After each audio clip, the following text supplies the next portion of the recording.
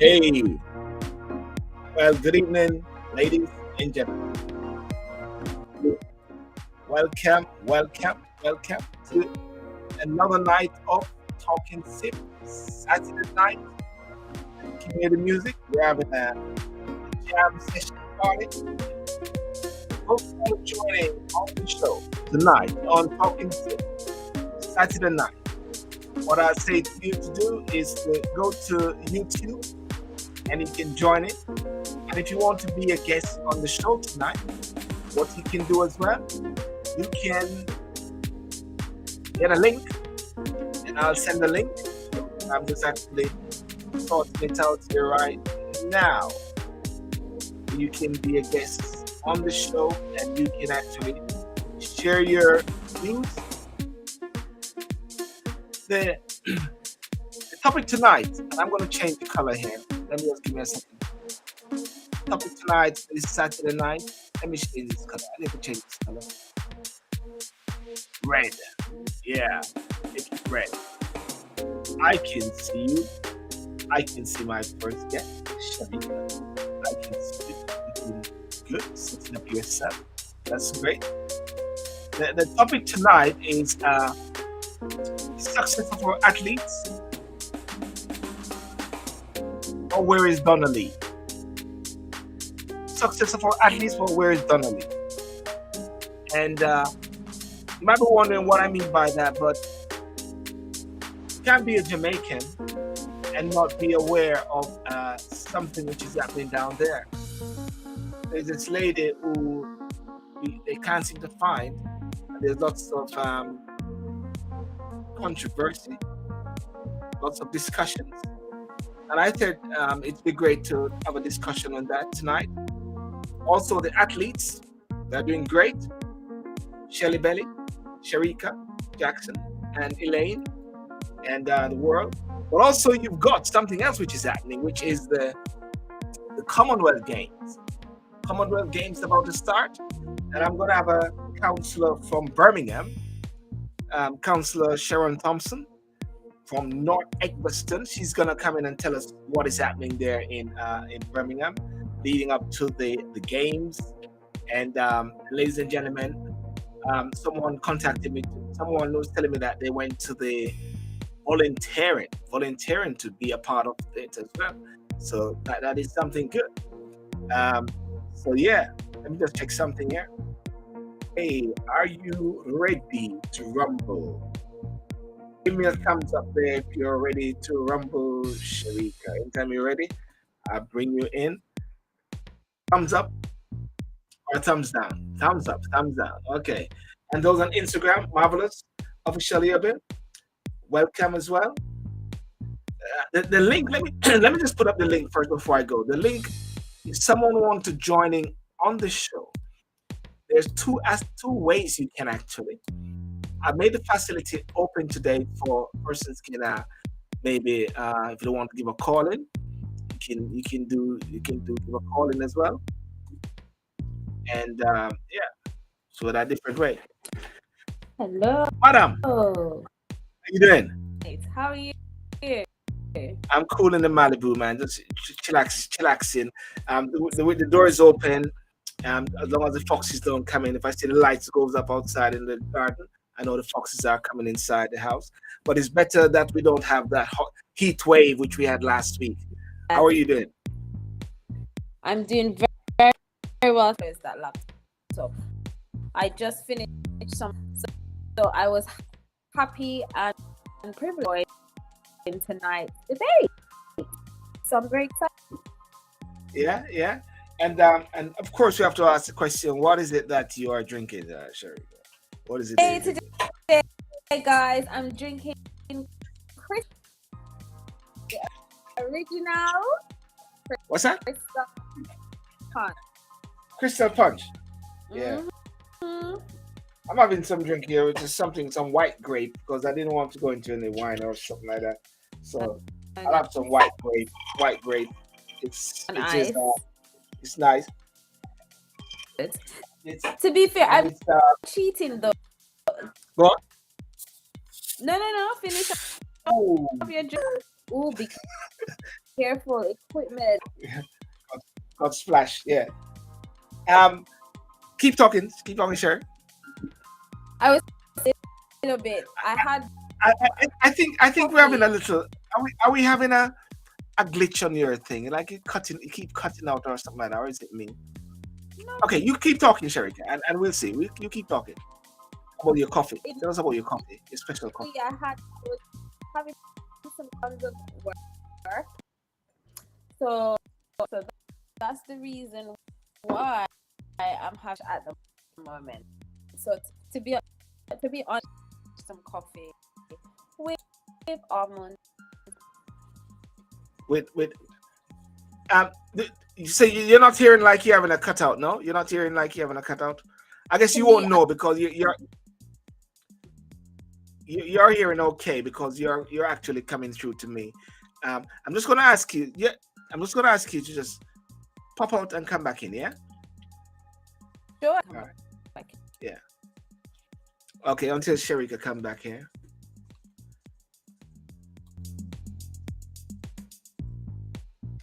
So I got totally splashed a while ago.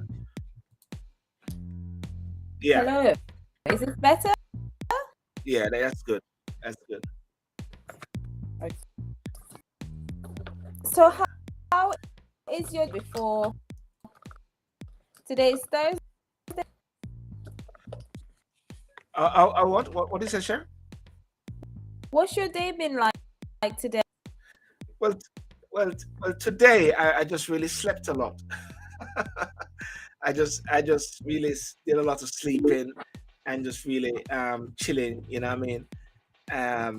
Went to the park, of course. Always like to go to the park and just have there was some 5K walk which was going on in the park. And it was really nice because it was nice feeling that coolness again, not just that massive heat wave. And big signs in the park which is saying don't have any barbecue, don't burn up the place, stuff like that. Parks, which is great, so it's nice having that cool bit there, so Yeah, what do you talk about the athletes? Yes. Well, anybody that is gonna be good. So that's Sharika Jackson. I'm very happy for her. You are the second one win, just to prove to yourself that you are it. So I guess a lot of people, they can resonate with Sharika because her goal, Okay, clapping for everybody now. Sharika, I'm gonna. Did you have a headphone? You had a headphone earlier because we're cutting out. For some reason, we're losing your It's from like there your side. from my side. Yeah. You think so? Because All right, let me I don't bring in Sharon Thompson and if Sure. and she will be the judge of this. Let's bring her in as a judge to see Sure, if they're. Hi, Sharon. How are you doing? I'm good. How are you? Good. Hi. We said we're gonna let you be the judge with the conversation to see if it is from my side or Sharika's side that there's a cutting out. It's actually Sharika's side. It's not yours. And she's. No, don't leave. No, don't leave. You can still. It's still doable, but it's coming from that side more so. Yeah. Just don't go reconfiguring. Yeah. No, you won't hear it because I'm the one. I can hear what is going out from my side. If you do a look at rejiggling also, Sharika, with your, are we losing some words along the way? Yeah. How you doing? I'm good. How are you? Good. There's a rap song I used to like. I used to do a rap and they said, "How you feeling out there?" Oh yeah. 1, 2, 3. How you feeling out there? That's Run DMC, of course. You know. Legendary. Sharika, everybody. You can see that she has a little glitch there. Yeah. There's still a glitch. Yeah. Oh, yes.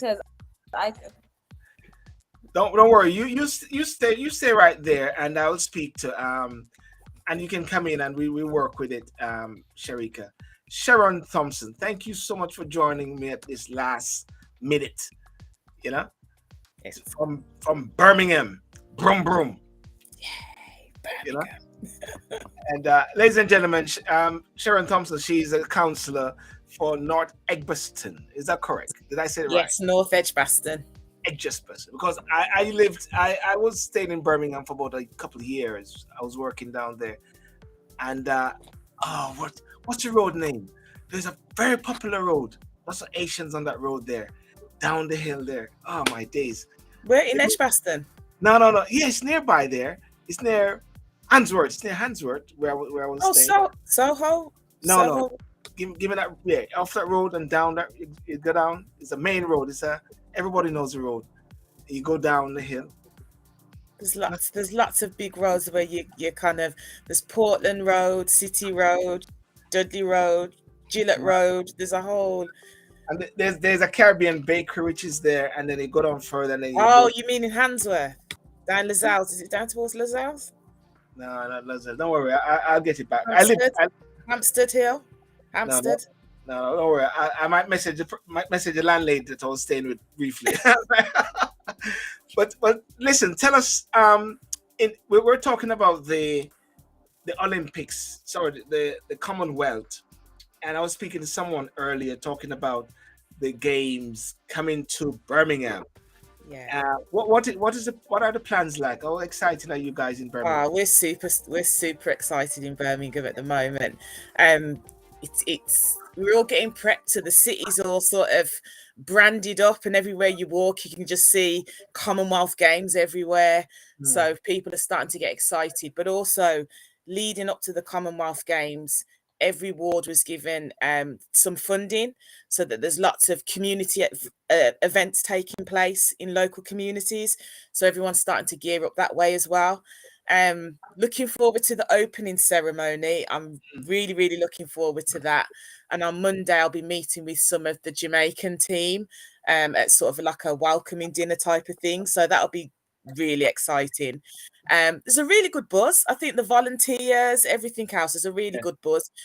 But for us, in terms of the council, it's not just about the 11 days of sport. The 11 days of sport will bring a lot of buzz to the city, but for us, we're quite clear. There's going to be billions of people across the globe looking at Birmingham. And that will sort of drive investment, and it'll look at the economic growth of the city. It's been a catalyst already, so we've seen changes to the city through that lens in terms of legacy.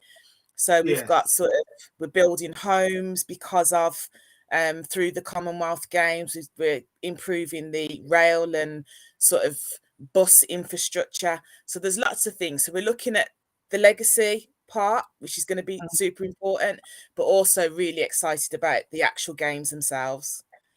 Sharika, have you been following up leading up to the Commonwealth? Are you going to Birmingham?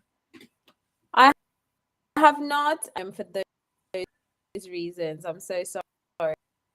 Is the glitch still there? No, you keep talking. I know you're conscious of it. Don't you? Basically, no, I won't be attending of games, and I have not been afraid, not on this occasion. Okay. Well, Sharon, I'm definitely want to try to see if I can pop down there. But there's something you mentioned a while ago, because the UK now, as you know, we are going through the world economic crisis. Is there a sense that there's going to be a massive influx of financial resources in Birmingham and tourism as a result? Well, we do. Anybody that's hosted the Commonwealth Games, you do see that level of growth and interest into a city, because the world's focused on it. And you've got, some of the big country people from big countries are coming over. So there's that side of it. But already we've seen the investment on the back of the Commonwealth Games. So like I said, we're looking at infrastructure of our transportation. We're going to have an additional 5,000 homes across the city, which is a catalyst of the Commonwealth Games. So at the very beginning, we was looking at not just what the 11 days of sport looked like, but actually what does legacy really mean to the city and the economic growth of it as well. So, we've been looking at that from the very beginning. And also you mentioned something about housing, because you're a cabinet member in Birmingham Council for housing, isn't it? Yes. So that's within your brief. So you're very busy then, isn't it? Yes.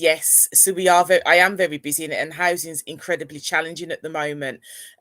Obviously we've got huge issues in terms of we have across the country with homelessness and other things like that. So as the hotels have sort of become booked, that can give us some challenges around temporary accommodation if there's anybody that's been in there. But in terms of games and the legacy side of it, it's a shame really, because the pandemic pushed us back a bit, and also we started late with the Commonwealth Games because when it was announced we were the host city, we had less time.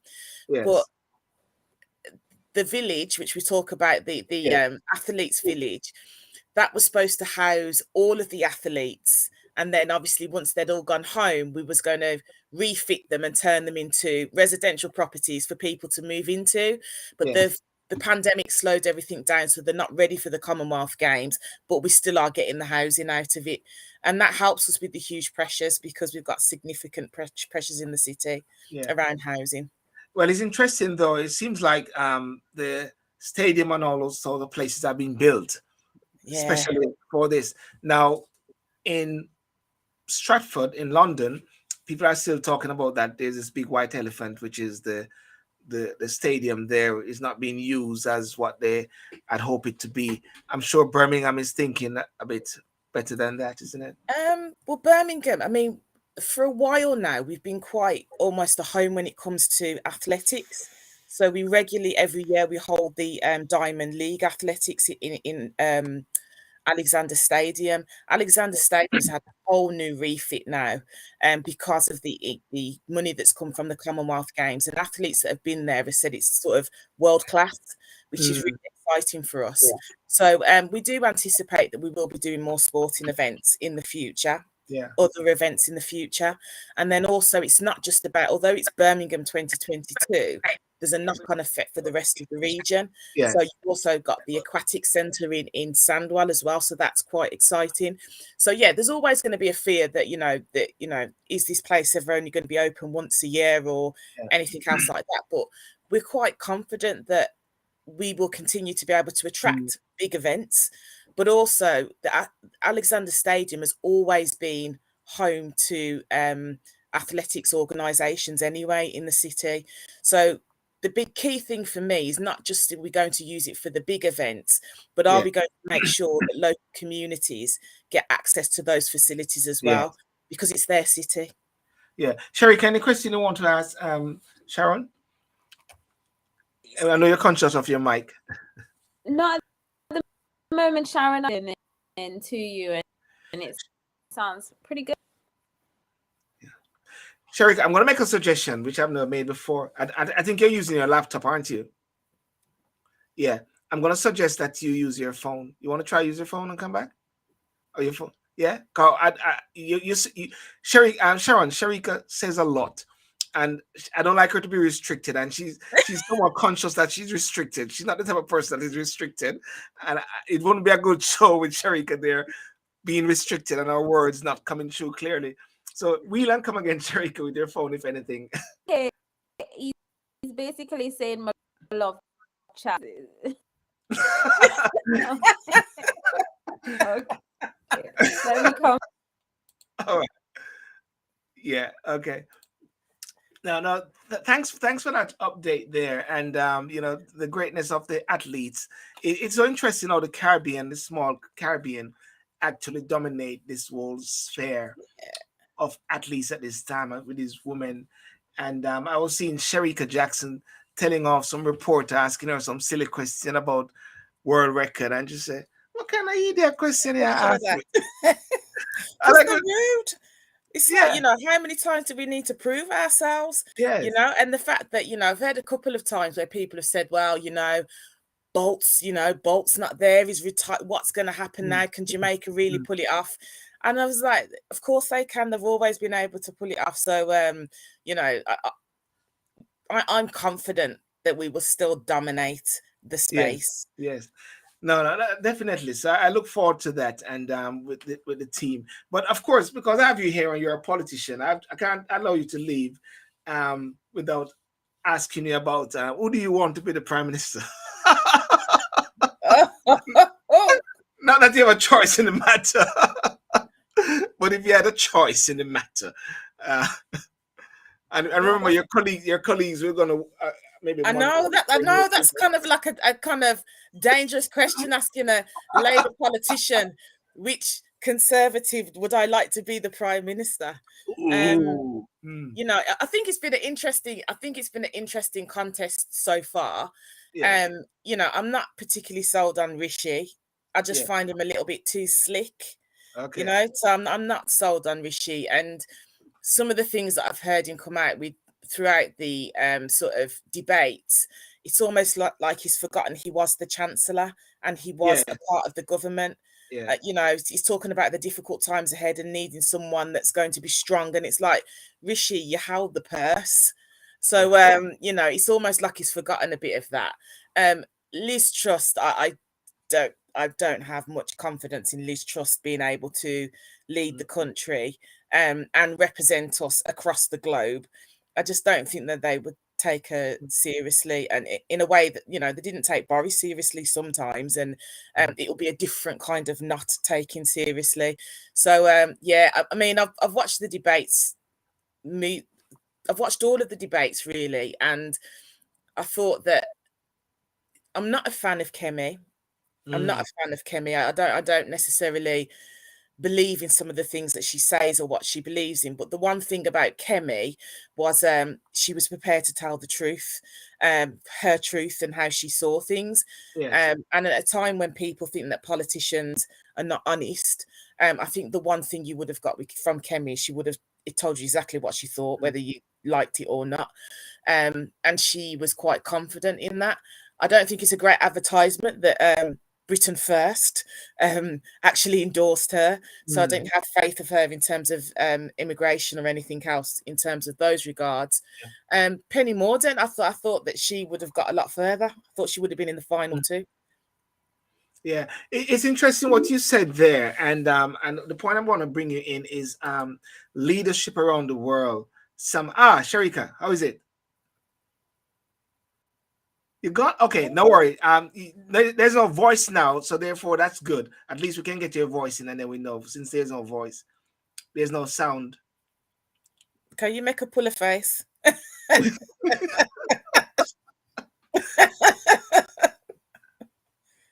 Is it your phone you're using? Okay. There's no sound. Are you on mute? Are you on mute? Check if you're on mute, Sharika.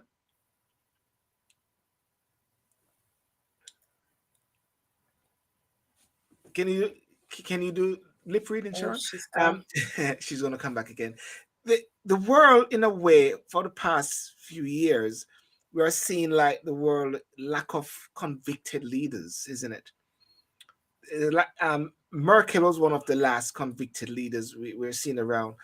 Biden's all over the place, you know what I mean? No disrespect, he's an elderly chap, but somehow even the new prime minister should be someone who can hold their own and have this sense of command in this world, isn't it? At this time.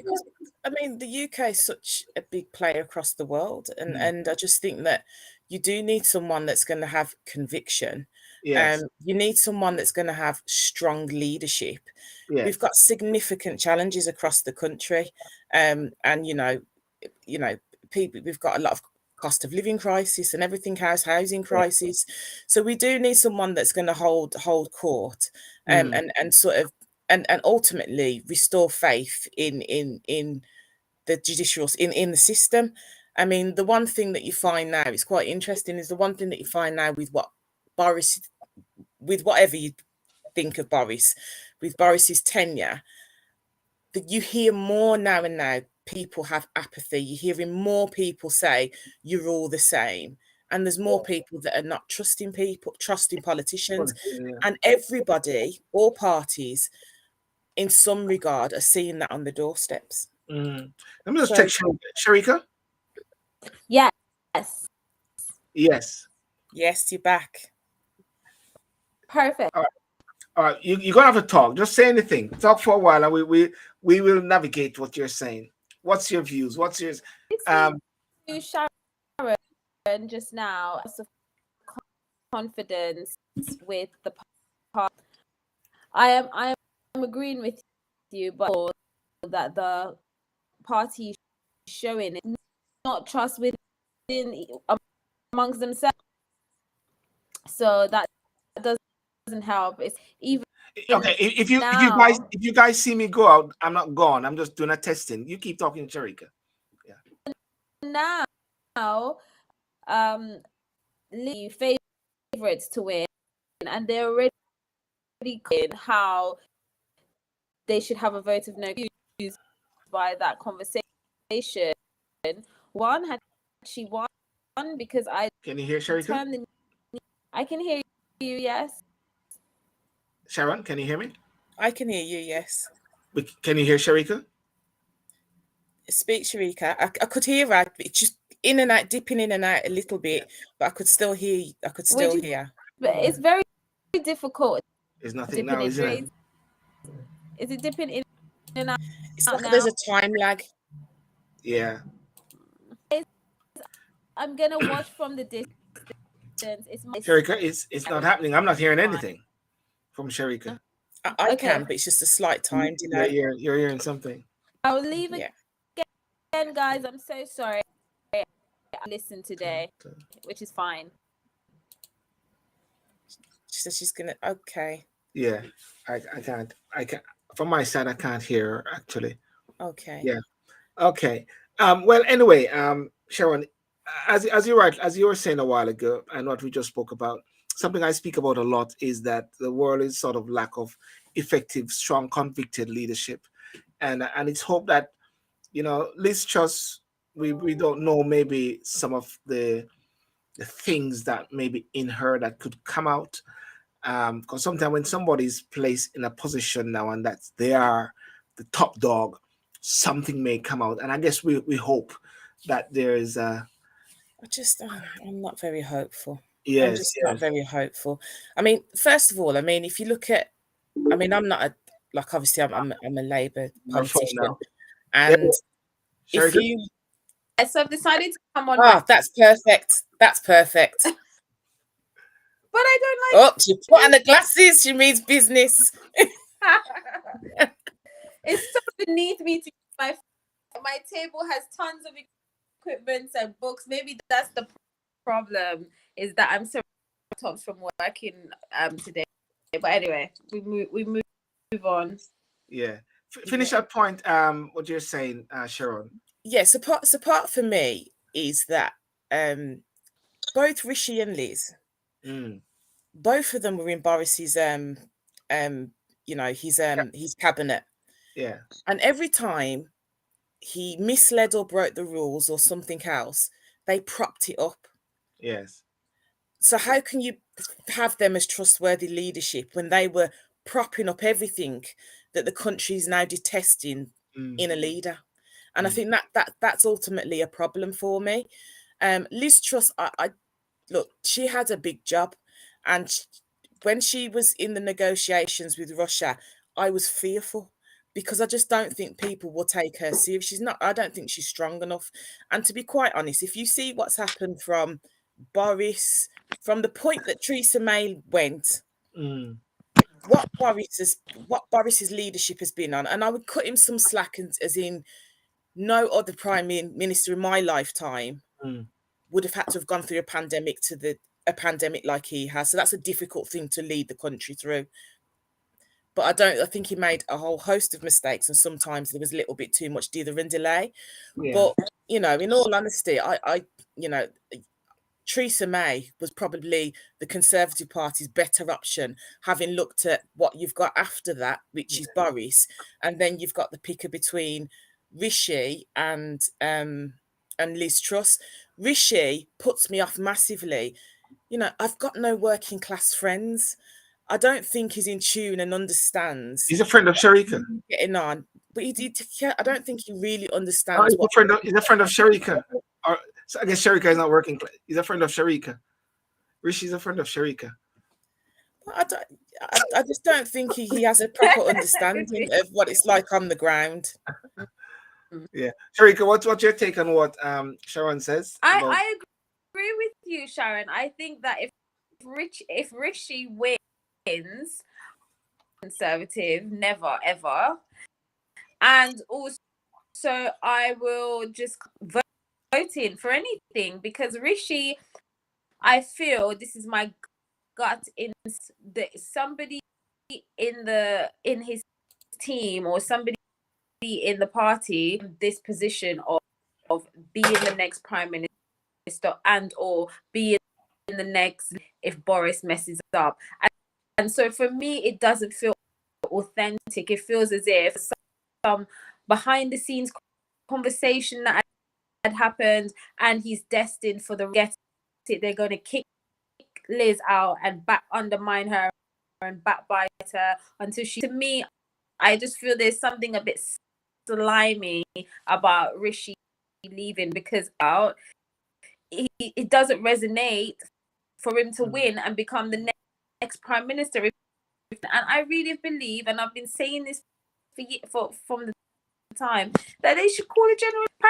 Apparently they can't, but I think they should. A general election. Okay. Yeah. I think whoever becomes the next prime minister, they should call a general election and have a proper mandate for themselves. Yeah. Which whoever becomes a prime minister after that is the next question, but they should have a mandate, and we should understand what their policy is, because they've got elected in on Boris's mandate. And again, Rishi, too slick for me. Even his resignation letter was a bit like, I was rolling my eyes. I know this will probably be the last ministerial position I have. And you're sort of like, oh, come on, Rishi, we all know you're going to run.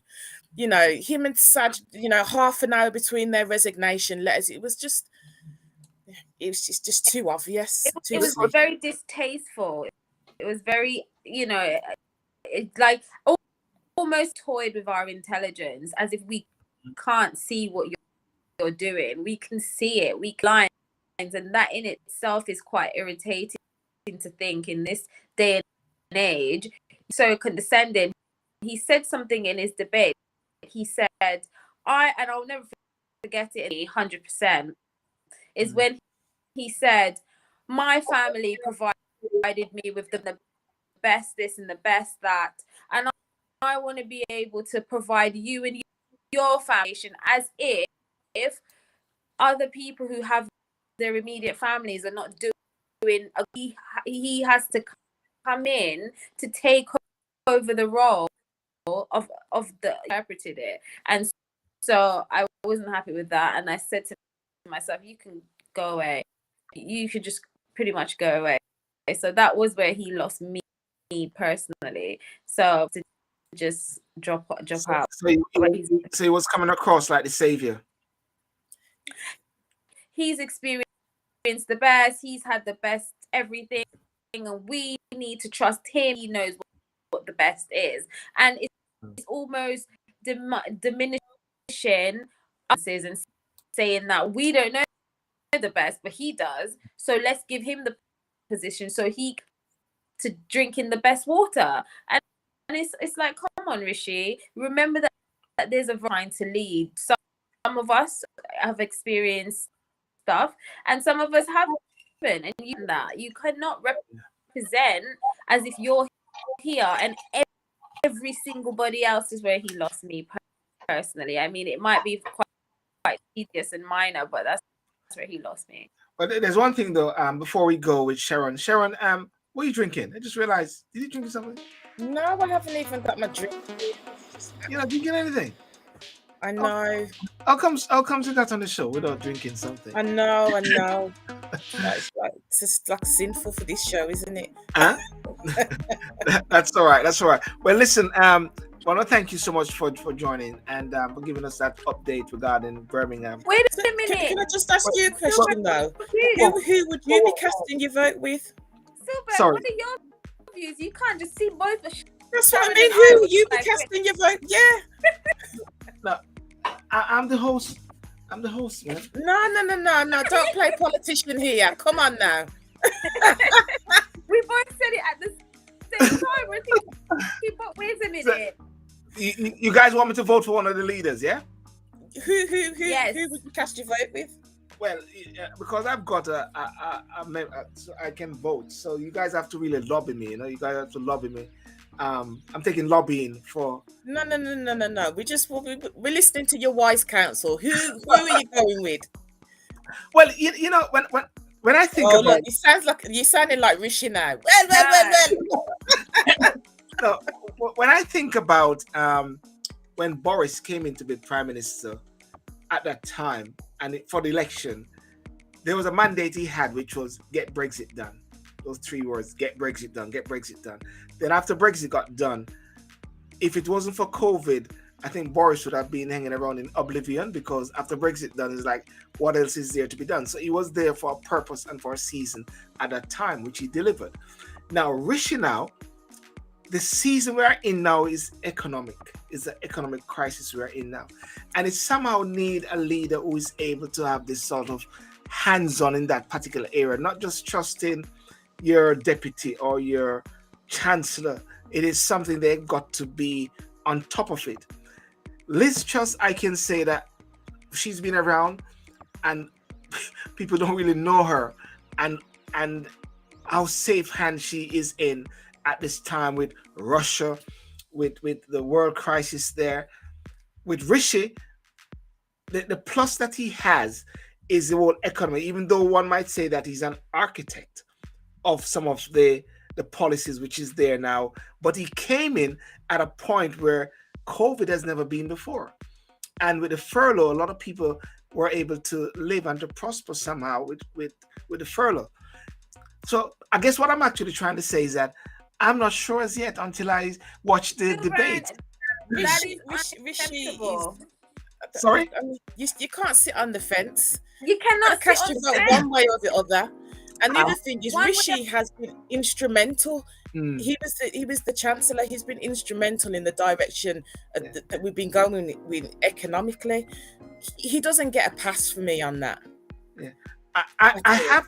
You know why I have to be on the fence at this time? Because there's some debates which are going to be in place in the next few weeks. Because the moon hasn't come out and there's no dropping of balls. Say it with your chest. With your chest high. With your At this, chest high. if you had to put your ballot paper in tonight, who based on what you've seen so far. Okay. If I had to put my ballot paper in tonight, it would be Rishi, because I have more confidence in it's the economic factor I'm looking at. I'm not worried too much about the slickness, you know what I mean? Or so if the substance, the architecture of some of these. I know, but therefore, if he's an architect, well, he's the person to fix it back, and that's what he's actually even saying. This is a man that doesn't understand what it's like to live on the breadline or even the margins. Come on, he's led us into some of this with his decision making. So you've got to admit some of it has been a little bit sketchy. Exactly, to say the least, and I'm being polite. And his decisions were the majority of the people he's trying to lead, because he won't get where they're like. Sometimes when you talk to somebody who's said, oh, you know, I've only used to eat that, and if you've never done that, you think, I don't get where you're coming from. Sardines, that you just don't get it, and that's kind of where he will sit. He will just not get it, and where he thinks he's putting money in to support people, it's leaving a whole raft of people behind. Well, you guys asked me a question and I answered it, but maybe it's not the answer that you really wanted. Well, to be honest with you, they're not neither. The neither are strong, to be honest with you. So it's a difficult one for you. Well, Sharon, I tell you what, Sharon, you go in there and you remove Starmer, because the only way I believe the Conservatives will win is if the Labour allows them to win the next election. But I think the public are in a very different space with the Conservative Party at the moment, in comparison to where they've been for a while. And I don't actually think that neither Rishi or Liz are strong enough to bring back public opinion. And if they're brave enough, or they believe in the man, they believe that they are strong enough, they will take us into a next election, and then we will find out who will be the next Prime Minister from that moment. But as it stands, I don't think either one of them is strong enough to lead the country, and I don't think they will have the mandate. Sharon, that's exactly my sentiment, and I love how you said that. It's agree 100%. Well, Simone Johnson, who do you want? Is it Rishi or is it going to be Liz Truss? D. Samuels, you're there. Is it Rishi or is it going to be Liz Truss? Other persons here, they're from different countries. Wayne Sharon, you don't know what we're talking about. You're in Canada. There, Charlotte, you're in the States. Is it Biden or is it going to be Trump again? And you can answer that question in the meantime. But Silber, did you hear that Trump is planning to put his hat in the race? He announced funeral. Ivanka, we all know Trump's first wife recently passed. We don't know, she tragically died by falling down the stairs, and so I announced that he wanted to run again for Prime Minister in 2026. President, yeah. 2024. Well, Hillary Clinton says she's coming back as well to stop him. But there's a dark horse. No, I wouldn't say a dark horse. That's the wrong word. I don't know why we use these words. But there's somebody who just wrote a book again, and they're saying she's actually thinking about it, and they're speculating. Guess who that is, Sharon? Michelle Obama. Michelle. She'd be incredible. That's a secret weapon. That's not a secret. Silver, you didn't even call you, and I'm far removed from what she would be. That's incredible. Like an open secret. Yeah, she would be incredible, and because Michelle's I think she's very strategic and calculated in a good and savvy leadership manner, and she can bring people along. Whether you can, people, I've known people that have started off with, I'm not really feeling Michelle Obama, and then have ended up in a completely different space, having to respect her. And you know, if Michelle Obama decides to put her hat in the ring, she's thought about everything. She's absolutely crossed all the dots, the T's, and everything else, and she will be ready to lead. Well, anyhow, just answering to one of the question earlier, Simone Johnson, she's saying, never Rishi and trust makes me uncertain. Trust makes me uncertain, and never Rishi. There we are. So I feels like I don't want to make this a gender thing, but even when I look at your sources, it feels as if the women can see right through, as I don't know if the men just cannot, because a lot of women have seen and say, you know, I don't think he would make a good leader, whereas that's just my own general rights consensus that I've noticed. I don't know if anybody else has noticed that, but I'm with you. I'm completely with you. And the other thing about Rishi is I just get that sense that he's got that kind of, you know, like a spoilt child. I just want that. Yeah. Oh, did you see when he won? When he got the word that he's gone through to the final round? Yes. Come on. What's wrong with that, isn't it? Of course you've gone. There's nothing wrong with that, because you should be wanting the post. But yeah, I'm just not a fan. I just think neither one of them. I think if that's the best that the Conservative Party have got at the minute, they needed someone stronger. And I don't think it's going to be strong enough to win back the electorate. It's a gift to the Labour Party, to be quite honest with you. Well, let's get Perry. Perry, yay! I was in Birmingham at the training today, you know, and that's Perry there, the mascot, Sharika. He's amazing. Right. Can I just also add about Rishi? He's got a lot to prove. He's mentioned quite wealthy. He married well. So for him, this would be the pinnacle sense of status. So he's doing it also for that sense of just to kind of fit right into his family that he married into. And I get the sense to boost his ego, to boost his own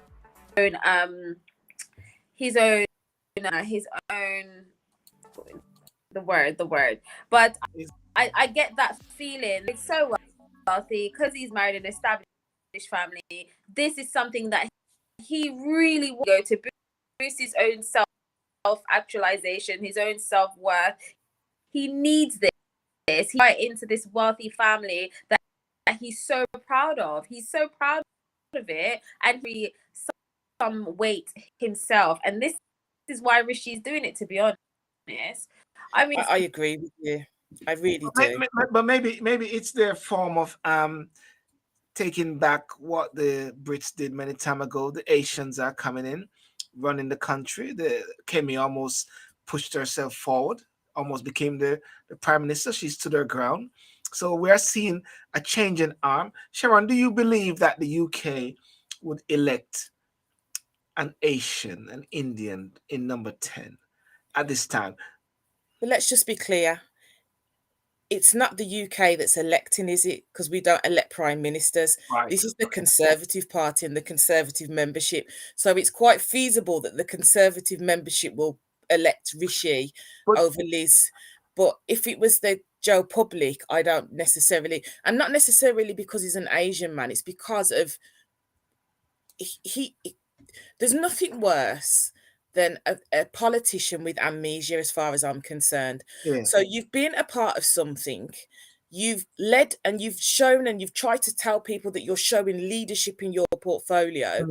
And then all of a sudden you're saying, you know, oh yeah, we've got difficult times ahead and it's going to be challenging and economic. And you're telling us things that you know that we're saying ourselves, but almost forgetting the fact that you've been responsible of leading in that area. So I just, you know, I do struggle with it. And again, I go back to that point. The country is not a part of picking the next prime minister. But let's look at this. Let's look at this. I just pull up some statistics here. Let me just share this for you. and maybe you can look at it away, even though you mentioned it's not the country, but it is the Conservative members. Let's look at this here. More than half the Tory party membership is age 50 or over. Yep. Yeah. 65 plus, 39%. 50 to 64, 19%. Right? And is what is the average Tory member like? Right? 63% of Conservative Party members are male, 7% female, 6% are under 24 years old, 36% are aged 25 to 49 years old, 24% back remain in the EU referendum, 76% back leave, 56% live in London and the southeast of England, 18% in the Midlands and Wales, 20% in north of England, 80% belong to the highest social economic group known as ABC1. They are not as diversely ethnical. They're really concentrated in the south of England. There are significantly more men than women. Isn't this a picture of what we are seeing, whereby these are mostly white middle class people? But I think the key thing is what percentage of the population is the Tory membership. It's not a mandate. It's not the Prime Minister is not getting. It's not a country mandate. Yeah. You know, if it went to if he's brave, send it to a general election. If it had gone to a general election, if he gets signed in as the Prime Minister or Liz, whichever one of them, we know one of the two of them is going to be the next Prime Minister. If they go in as Prime Minister, yes, the Conservative Party have shown confidence in their leadership. The country didn't. So if they want to see if they've got a proper mandate, take it to the ballot box. If the Labour Party isn't strong enough, we'll know when we get to the ballot box. But if the Conservative Party isn't strong enough, we'll know then. But we are hearing from Joe Public, none of us are really confident in either one of them. I don't even think the fact that I don't even think the Conservative Party are really confident in the two people that's in front of them. Because it's not the membership that's picked them, is it? It's the Conservative group. It is. Yeah, it is the parliamentary. It's the parliamentarians that have put forward who the final two will go to the rest of the party. And then it goes to it's not necessarily the party mandate either. It's the parliamentarians' mandate. We'll whittle it down to where we are now.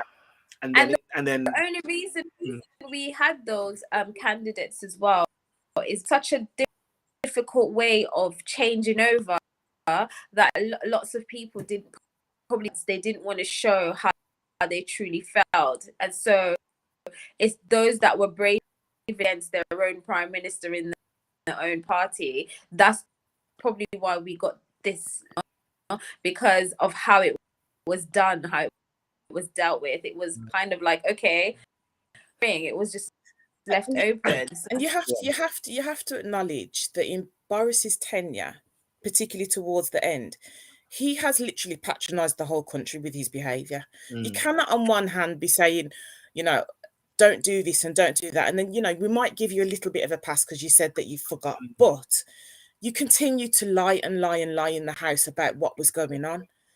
The public haven't had the chance to even take it to the ballot point on that point.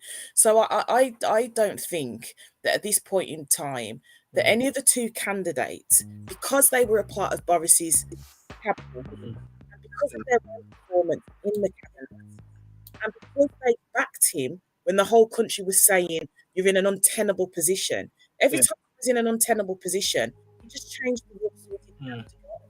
So I just don't think that they will. I don't think that if we went to the ballot box, I don't think either one of them will be moving their suitcases into number 10. Okay, so what we're saying then is that once the person is a general election, once the person is elected on the 5th, Karsama is going to be pushing for a general election. Well, I said it all the while.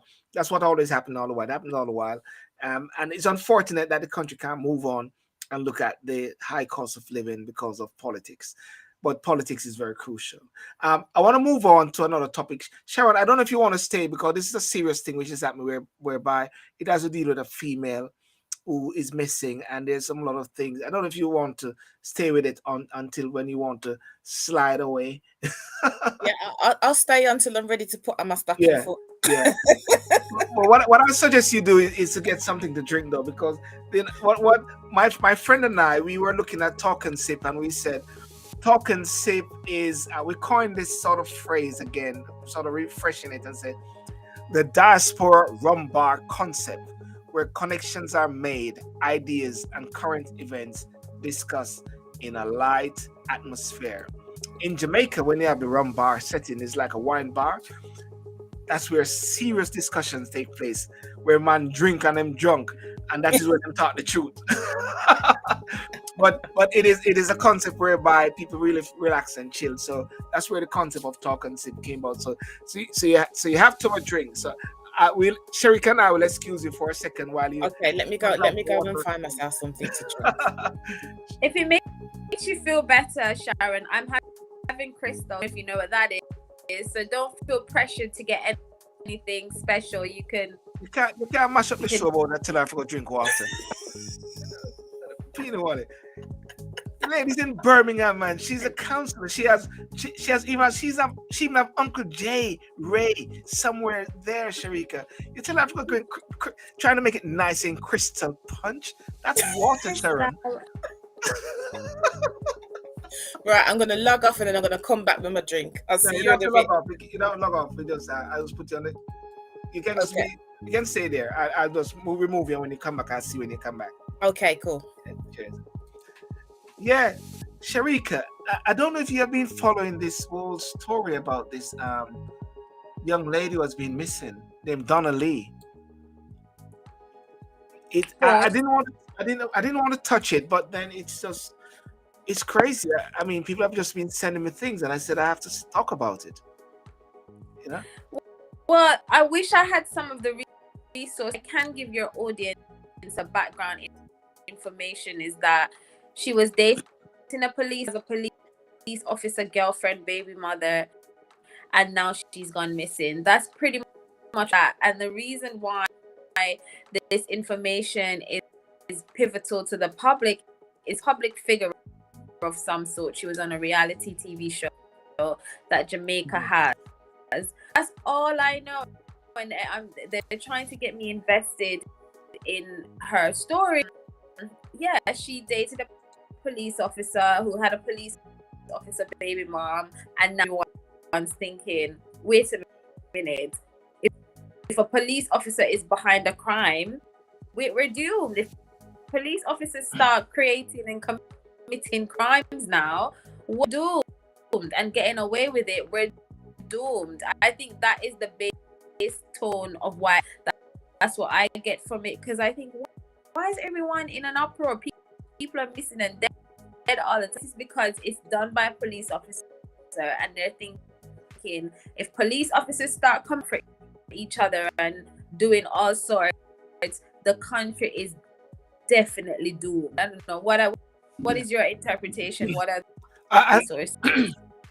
I think also, Sharika, is that the policeman who is alleged whatever killer or whatever like that, or boyfriend, he's also have another girl, a baby mother, which is also a policewoman.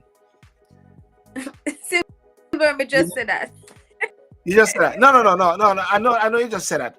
And I think that is why people are sort of, because I think you sort of said people get missing all the while. I mean, and like there's a bit of a hoo-ha unnecessarily. But I think sometimes you have certain cases or people being missing that sort of reaches a spotlight, and it is used as a pivotal moment to deal with a certain issue, because what they're saying is that the police is sort of complicit in sort of hiding evidence. I've got a video here of Cliff Hughes, and I'm just going to play it briefly. I hope I don't get copyright strike for it, but Cliff, I hope you don't mind. Here it is. A woman is dead. No, that's not it. It is, yes, a woman is presumed dead. She is a social media influencer. 24-year-old woman, Donna-Lee Donaldson, and apparently it's a love triangle Lord God, that no, has gone sour, as most love triangles do go sour. But what we do know, 24-year-old Donna-Lee Donaldson has been missing since last Tuesday. And there are questions about her disappearance and whether she's dead. And those questions are swirling around two members of the Jamaica Constabulary Force. One of whom was said to be her man, who was based at the St. Andrews Central Police Division in Halfway Tree. And the third person is said to be the baby mother of the policeman based at Halfway Tree. Time for the break? Let's pick it up after the break. So I was onto this troubling story. Yes, Sharika, you're saying that you tell us everything, what I must say. I like Chris Hughes. I like how he's building the suspense with the long pause. Kurt is having a proper problem. It's very limited today. I do apologize. He's having a real process with men killing women. It's not a joke. It's not. And so for Chris to report the story like this, like seriously, Chris, belch it up. Go faster, because he's creating this suspense, but it's crazy because anyway, that's why I found it a little bit slightly almost not the issue, how the issue is reported. So yeah, the story still burn. We know now the background, what's going on. So what are your views on it? Well, based on listening to it and people sending me different videos, they are talking things like the police are involved with clearing away the site, which is a home in somewhere in Chelsea, in Kingston, clearing up the crime scene. There's a guy who is supposed to be the truck man who actually took the body. They're saying he took a sofa, and upon they're saying the sofa maybe have contained the body of the girl and dumped it somewhere. And there was a phone call between the truck man and also the policeman, the boyfriend. And then I was listening to some other video with this guy named Andrew Stevens, and they call him the partner draw guy. And some lady calling says she's a policewoman and she's talking all these different things.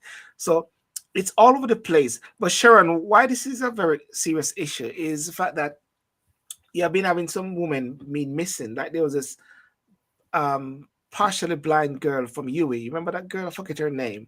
She was actually missing. A taxi took her or whatever like that. Up to this day, nobody have seen that body. Nobody know where she is. It is alleged that she's dead. They found the body recently of 4 persons in Tivoli Gardens, dismembered bodies in a grave there of recent days.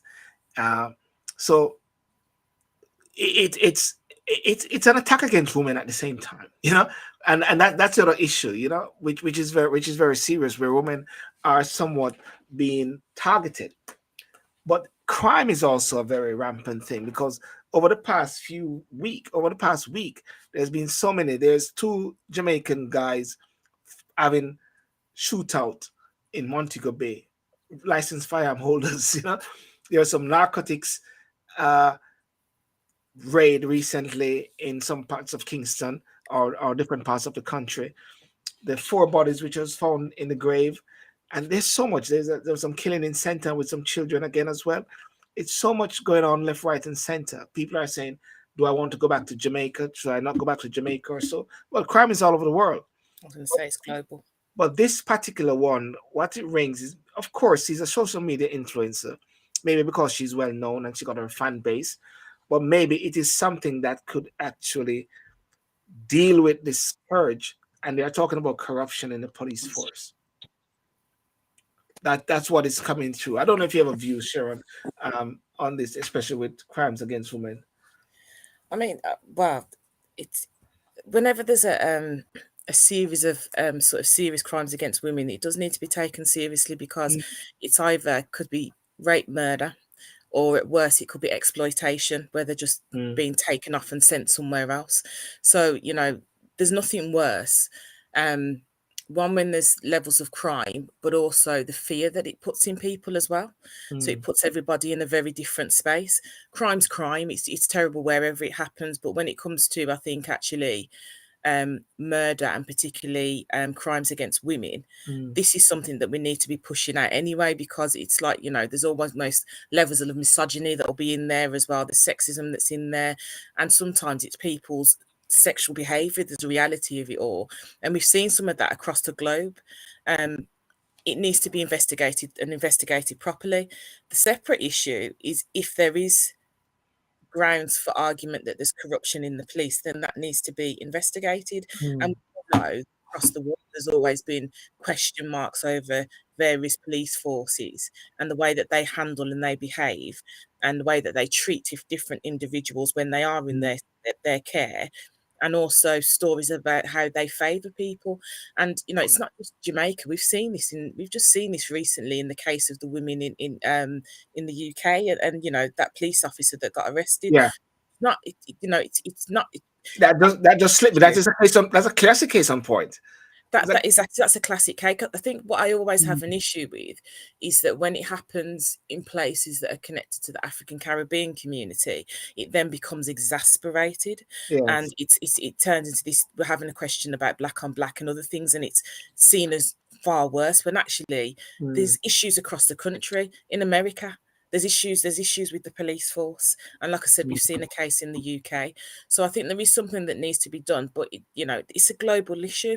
And the bottom line of it is we know where there's institutional issues in different institutions. So whether it's institutional racism, whether it's institutional around sexism, whatever it is, or corruption, we know those things take place. So those things need to be flushed out. What you need in any country is a strong enough government that will go in there and have a proper independent review into those institutions. But again, it's difficult if there is corruption involved, because often it's about how far can you hide. Yes. It's interesting though, because no one is saying mental health amongst men, and I love these conversations on purpose to see if anyone is going to tap into mental health amongst men, especially men where we're in the city where there's a lot of female empowerment, and there's a lot of women doing very well, and there's a lot of men. And I've noticed that nobody, and this is probably an I myself, because I was hoping to do some research on this, is about the mental health, the health background, just in case. So it's about the mental health amongst men, to just kind of detach from women and kill them. Keep talking. I just have to do something. Keep talking, guys. Yeah. There's a mental health that I have amongst men, and had their perception of women, and the value of women, and the value that they place upon their own lives in the cycle within woman, or mother, son, or brother, sister dynamic. No issue in not protecting them as much as that we should protect each other. This increased killing and increased violence amongst women is making me mental health state of the men that we are having in today's society. Because George Floyd events, we've seen a lot of men, just a lot of trauma inflicted on these black men and react, but no one is given any real aftercare for the trauma that those did. Seeing their own selves and seeing other men getting kicked in the head, whatever. We've not addressed that issue either. Yes, Sharon. Yeah, no, I totally agree with you. It's that we've gone to a state where it's quite easy people become desensitized and also dehumanized. And I'm not quite sure what the catalyst for that is, but that is something that's happening. It's across the globe. And I don't know whether it's part of it is because information and visual things are so easy to come towards us. So you could go on Google, YouTube, and you almost seen, you can see a whole live murder in front of you if you was Googling. So I don't know whether that's had an impact on it, because we never used to have that back in the day.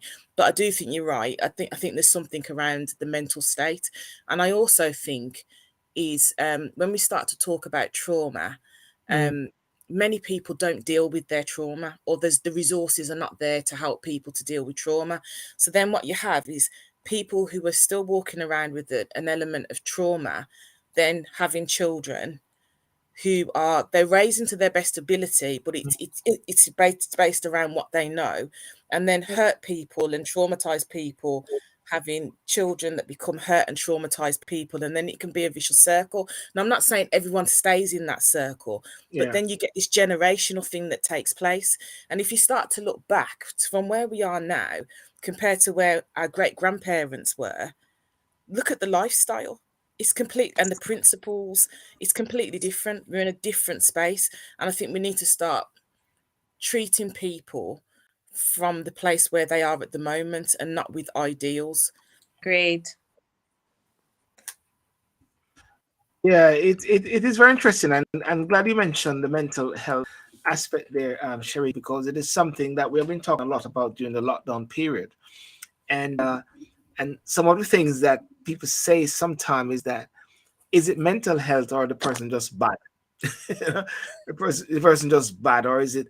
But at the same time, mental health is about the mental state. And when you use the word mental, people sort of think it's bad, but actually you got good mental health and you got bad mental health. Am I correct, Sharika? Every time we heard mental health before, we always say I'm mad. What is it, mental? Yes. You're 100% correct in me on my paper if you'd written that down. So well done. It is about the state of mind, and it can be either mental ill health that we will consider to be the bad product of mental health, the ill health, so you are right, Subram. Please do continue. Yeah. No, that's the point I was just talking about right there, because when you You're think done. about, Well, okay, you get a C. Yeah, I had to expand to get A. I thought. You see, you get to the point quicker than Cliff. You mean Cliff Hughes just drag? Hold on. There's more Cliff Hughes. Of the disappearance of a 24-year-old woman, Donna-Lee Donaldson, who is being described as a social media influencer. The police this morning are promising that there's a high-level probe that is being thoroughly conducted. No suspect, no personal interest. Do we have any suspects or person of interest in this disappearance? Anyway, just mention that bit there, just to put in Cliff Hughes back. The over for a while now, crime, and when you think about the Caribbean and Sharika, a lot of people use these as say, boy, I'm now go back to Jamaica and stuff like that. God, my kill off the people. Does it turn you off going back home? I have the same fears. I was quite free spirited. I would go. I would book a B&B. I would tell one of my friends, come and pick me up now. I've got such fear that I'm worried. I'm worried myself. I'm worried about B. Are they going to turn? Like I said, it is a state of emergency. A lot of people are finding the cost of living is high everywhere. So the depths people will go to change their situation, and you coming down, having your luxury items, going out to eat, ordering this, doing that, you just don't know what feeling, and you can't blame anyone because this is all just been on top of what they would have already had, the problems that they would have already had, like you said, system. This is on top of it. So I do have worries. I don't plan on just investing willy-nilly, and it's sad because look for me, can't even go back to my yard. So it's a shame. Andrew Holness, as we both know, Silburn, we've met him. You probably have a closer. I really feel that if I was prime minister, me not joke, I would a lot of these killers like brutally, whilst he can do it, and and just detach himself from the queen, set his regulations and clean the place. What you're trying to say, you need that sort of dictatorship. You need it for now because everybody is like a free for all. So people need like different season. It's a different season. You need to kind of like somebody suggested a guy in not Times Square. What's the name of the Jamaica version of Times Square? Cool. Halfway Tree. Yeah, Hero Circle. They suggested that the guy, her 4 kids, they should hang him and just show the country that where you have a cousin or some family member, you say, yeah man, come stay with me, and no matter what, there's no way it should turn into you killing the person. And fourthly, no matter what, even if you eat your food in front of them and you didn't give them no reason for you to be killing a woman and 4 children. So the people were suggesting you hang when they finish, I was gonna bring up Sharon up to speed if she knows about that case where the killing of the 3 children and the 3 children and a mother. Yes, of recent days, a guy, a family member apparently, killed the 3 children and their mother. Yeah, they just went and stayed. He went to stay with the family and he wasn't happy with, or maybe he had a mental ill health episode, went off and killed everybody, because that's not normal behavior. That is an episode of mental illness. It's not talking about that side. But anyway, human rights people come in and say no, we can't. So subsequently, other people are being dying. Just now, she died post this thing, and it's just not improving. So some quite drastic to let them know that this is no joke, So that was that's my leadership style. I'm more of a, not all the time, One of the mood which is coming through from comments from people all around Jamaica is that something needs to be done. And one of the things that people are also even saying, something I picked up as well, is that when this other girl that got killed recently, the prime minister and everybody went to their house and so like that, And in this case, they said nobody's actually from the top level is talking about and meeting up with this mother or so. But the key thing, Sharon, is that there's no body. I haven't found a body yet. But there's a DJ named Vibes Cartel is in prison, and they still didn't find any body when he's charged, when he got convicted. They still haven't found a body for that person called Lizard. So I wouldn't be surprised if all the analysis, which is pointing to whatever they think that is happening or happened, there could be something completely different. That's how things are in Jamaica. It could be something completely different because they were saying the guy killed her, and now they're saying he wasn't there. It was the girlfriend, the baby mother, who is also police, that killed her. And then she called him back, and then they got the truck man, and the truck man came, and the truck man realized that, hey, this is more than just a coach. This is a body. So he want more money to drop it off. And then they caught both of them on the phone having conversation, and people saying, is it a red ring? Talking about go and pick up back the parcel or the coach and bring it back. You know, it's just really crazy. And then this police lady came on, her name is Constable, that she knows, she got lots of videos and everything like that. It's just crazy. It's like one big web. They do. Someone needs to get a grip of it at a most senior level, and I think it's got to be in the government, to be quite honest with you, because you're going to have women that are going to be scared. You're going to have a group of people that will then start to believe that whatever crimes they do, they'll get away with it because people are getting away with murder. Yeah. And also, if they think there's corruption in the police, that's not going to help either. The whole country, like the rest of the world, is going to go into sort of like, you know, the cost of living is affecting everybody. Jamaica has to be one of the most, out of all the Caribbean islands, historically has been the one that's been best branded, so to speak, across the world.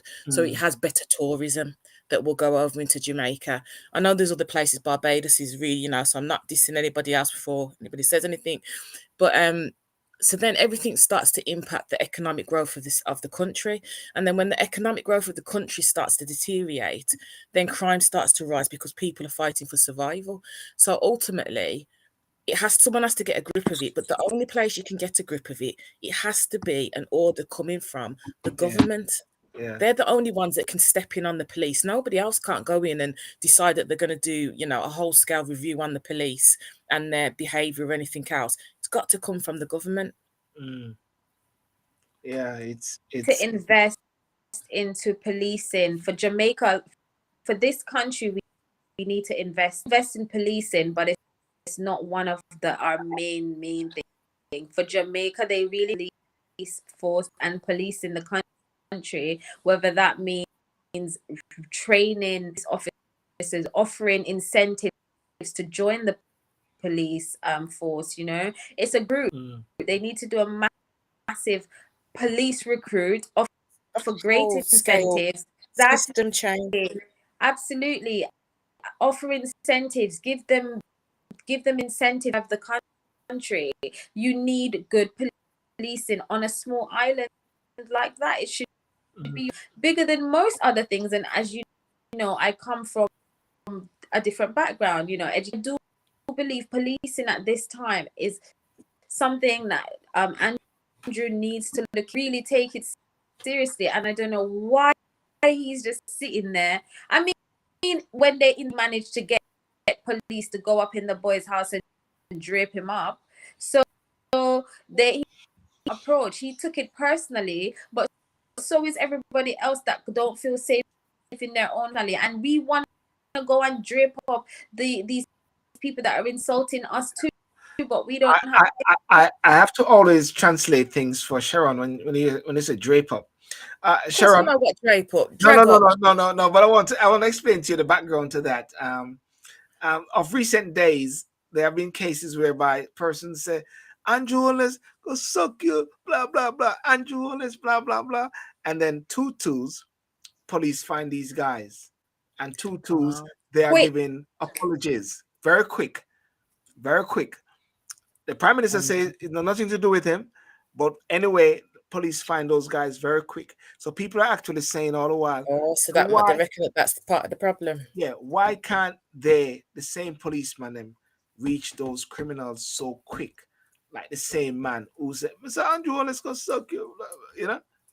That's the thing, and that's what people are looking at, and people are saying, but is that for the same? Is that for the same reason that when the police were stood outside 10 Downing Street, they didn't notice any parties were going on, but they could go walk through Hackney and find a party and fine everybody? Maybe it's for the same reasons. Turn a blind eye on certain things. Yeah. I know you're gonna bring in with that.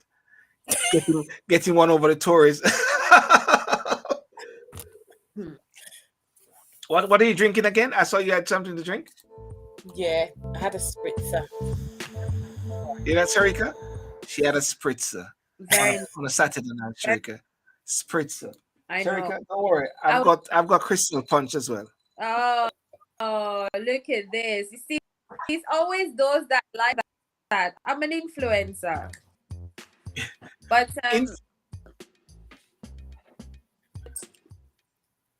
influencers, Sharika, many people have been saying persons on Instagram after they are now influencers. And what do you think of the term influencers, Sharon? Because influencers, is it positive or just influencing? And they're just being influenced because they're on Instagram. That's what they call them. They are now. It's like it is now A new this buzzword. this buzzword and this job description, influencer. Sharika, you're an influencer. You're an influencer. You're an Instagram influencer. Who do you influence? wish. What I want to hear, Sharon. I do like listening Sharon to you. first, yeah. Listen, I think we're all influential in our own right. That's the reality. We're all influential in our own right. And sometimes it's about understanding your power of influence, because we've all got it. Yes. Influencers can be good, and they can be bad. Yes. But the question is really not about whether because you will have a following, so you can influence people. In any form of leadership you're an influencer. Yeah. But it's where you're trying to lead people, and it's your motivation and mindset that sits behind it, that for me. So if you're trying to influence people to, I don't know, get rich quick off some scheme or something like that, that's not long lasting or anything else, that's not the greatest thing. If you're trying to influence people to get into a better place, or maybe business, or health, or other areas, that's very different. So I don't have a problem with the title, but I do think the way that the world is, it's almost a bit it's like the online version of Get rich quick, die. Well, no, like those programs that the Real Housewives. It's almost turning into a little bit of that. So I just think it's just about being sensible with it. But I think some people have influence and have become influential very quickly over social media, but it's quite in a dangerous way, to be quite honest with you, because what they're reflecting isn't who they are and how they live, and that's not their lifestyle. So it depends on who the person is, their mindset, and how truthful they're being with it. But there's good and bads in it. You can get some terrible influencers, but you can get some really positive ones. You're an influencer, You're an online influencer yourself. The amount of times that I've stopped in my day to watch you go on your walks and do your little thing in the middle of a shop when I should be working. I think people like the dance more. People keep talking about the dancing a lot these last days. My dancing move. But the key word that you mentioned there was, it's becoming a bit like the reality shows, isn't it? Yeah. But there's a word they call it when people are watching people. What is it? Sometimes somebody's watching people living their lives. What's the word they call it, Sharika? You know the word. Is it like a goldfish? I don't know. I would say there's a word when you're watching people. Sometimes they have like sex games or something like that. They call them, what they call the word? Voyeur. Yeah. There's voyeurism. Yes, it's voyeur. Yeah, people are just watching. So what you're actually saying is that one has got to be careful, and that is why a lot of young people get mental health crazy, and they go crazy because the lifestyle that they see persons living, they believe that it is true, and they realize they're not getting that same sort of traction, and believe there's something wrong with them. And then there's a recent game which is called Blackout, or you block yourself out on Instagram, where a little girl died following people. And now the parents want to sue TikTok, because they're following. And so you're right about that we got to be careful how we influence people and not being true and authentic. Exactly. But also how much we allow things to influence us, because sometimes, you know, we would like to think that we don't get influenced by foolishness. But how many people do you know that did the bucket challenge because it was fun? It I was didn't do it. influence from somewhere. I didn't do it, by the way, Yeah. but it was influence. There was an influence from somewhere. So I think Yeah. sometimes it's about understanding how much we allow social media platforms to influence our lives and impact us. The amount of people that genuinely have an addiction to social media and Yeah. wouldn't never think that they've got an addiction to social media is unbelievable. So I just think the influencer space, we've all got the power to influence in our own right, but it's just about how you utilize that power, and your intentions that sit behind it. But again, there's good and bad in everyone. It's like that man in America that was there preaching to all these women about what type of woman you need to be to have a good husband. And then Tell he me, wasn't Samuel. a good husband. So it's, you know. Can I just say, one are listening to this girl D is because she was an influencer, and that's what has raised so much concerns, because we're thinking we know what she does, vlogs it, so then all of a sudden she just disappears. So there's still no act of giving someone a glimpse. Do you know what I mean? It's because I would think everyone knows where I am, but then there's still no safety even in doing that. The reason why people are logging into her where she is and why she was an influencer, and she was talking about her day, and she was vlogging and being on, just disappeared. So it feels, yeah. No, it's just, I mean, I don't know this particular case, but don't you sometimes feel that, because sometimes I question some people who are what are online influencers, because I start to think about, why are you doing it? So some it might be because they're trying to brand something. Some of it, you know, it's different. You know, they're trying to raise awareness on something like mental health or something else. But then there's a portion of people where it's not healthy. It's because they feel ignored in their own life, back in their own reality, and that this is actually breathing life into them, so to speak. And it's people like that I worry about when they go missing, because is it about their mental health being fractured?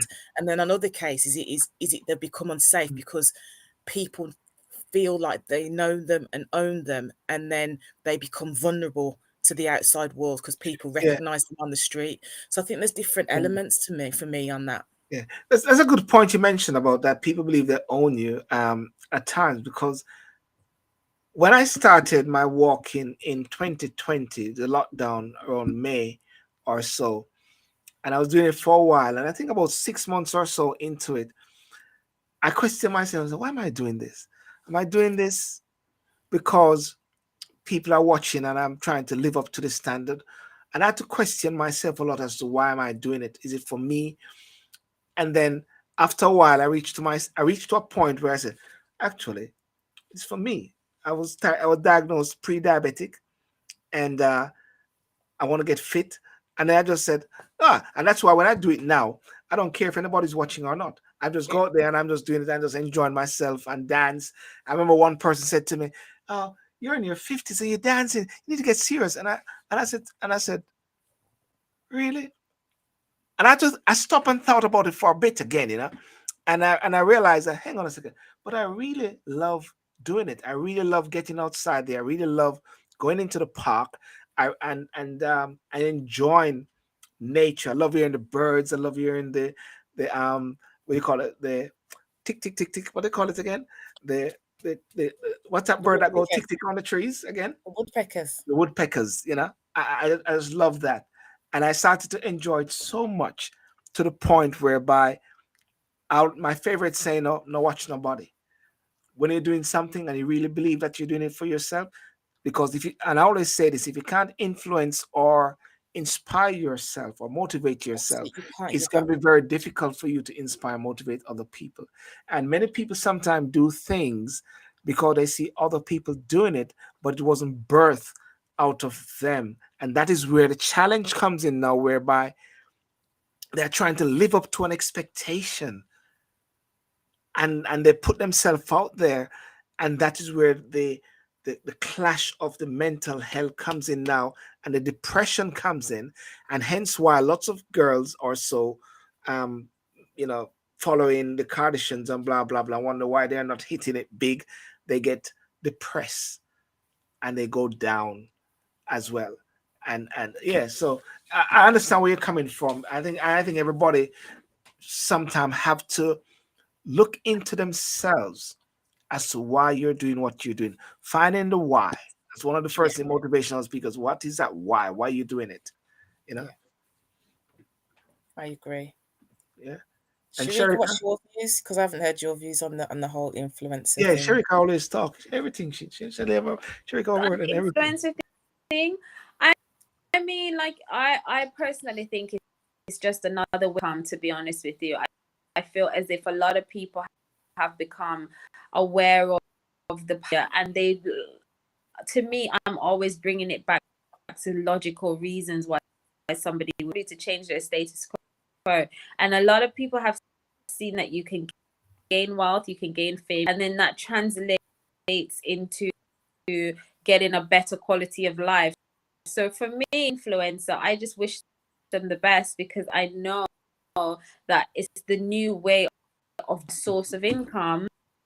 Yes. If you are, so to me, I personally, influencers have taught me a lot of things: how to cook, how to do my own hair, how to do my own. I've learned quite a lot from them, and I want them to continue to teach me, because coming from a position where I always had to pay to learn, I'm happy to log in and see somebody show me how to do something for free. So for me, I have a positive view on influencing.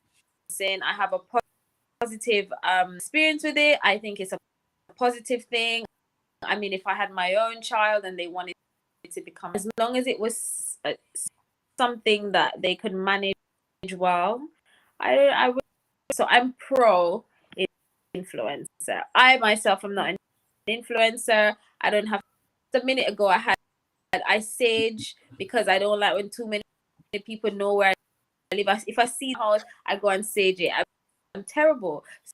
So for me personally, I like a but I'm pro influencer. But you see that's what you described there. That's what I said, is there's good and there's the bad. So you're very clear within yourself what you will be watching and why you're watching it. So you talked about the cooking, you talked about the hair. Those were all things that you're very clear about. You know what you will watch. Whereas some people, I think, and that's positive, because I'm the same. I've seen some. Oh, shout out to Rachel Annis, the vegan cook, because she's amazing. So there's some really positive things out there, but I think there can be some negative things that will take people down a different track. Absolutely. And I learned a lot of my little editing on my phone by watching this 11-year-old girl one time. I said, let me just sit down and watch this girl. And I watching her on YouTube, and I found some editing tips, There's some good stuff out there. Yeah, some serious stuff. Things that you used to pay for a lot these days. You just go onto internet and you find somebody having a fun time teaching it. And of course, they boost their following, because hey, you're gonna send people there. But you learn a lot. I mean, my daughter, she's now 10, and she's my mentor when it comes on to some local gadgets. Yeah, I hear you. But I love it. I'm a fan of when she uploads and I see the ping come on to my notification to say that her subscription, I have uploaded a new video. I'm one of the first people to click. But I do it in support of her influencer journey, and to do with Minecraft. I have no interest in it, and I like her voiceovers, and I think, you know what, if she can be brave to put her mind to be a perfectionist, who am I to stop? I really do get inspired, and that's why I sometimes send a word through you for her to upload, because it really sense of humility. And put pressure on her. poor out of the love of the game, or So I'm pro influence shot, but I do understand that there are negative impacts of being an influencer, and like the young girl that killed herself, the beauty queen. So I do hope that those who are, repercussions from influencing can just get the support that they need to kind of. And I think that is a whole bit whereby these major companies, TikTok, Facebook, and Instagram, they're talking about having these mental health section now to help people, but those are millions of people, a lot of people. I think homes now have got to be a protective and a safe space. Parents now have to maybe keep an eye on their children a lot as to what they watch and to what they do, because they will get up sometime and they're still on their phones, because that is the way thing. That is why I'm so glad when children are out there running, going on the tracks and getting exercise. My son and daughter now is on the tracks now, and it's good getting them out there, burn that energy, because a lot of children these days, all they do is on the phone, man. And growing up back home, of course we can't compare that, is playing police and thief outside, and I'm playing cricket with a coconut butt. But do you not think there's not enough responsibility placed on the social media platforms as well? You mean responsibility placed on them to do these things, to fix, to solve? Yes, it's not just about giving the guidance around mental health, but in terms of, if someone's trolled, it takes a lot to get a conviction. It takes a huge amount, and those kind of things as well. People being followed, things like that.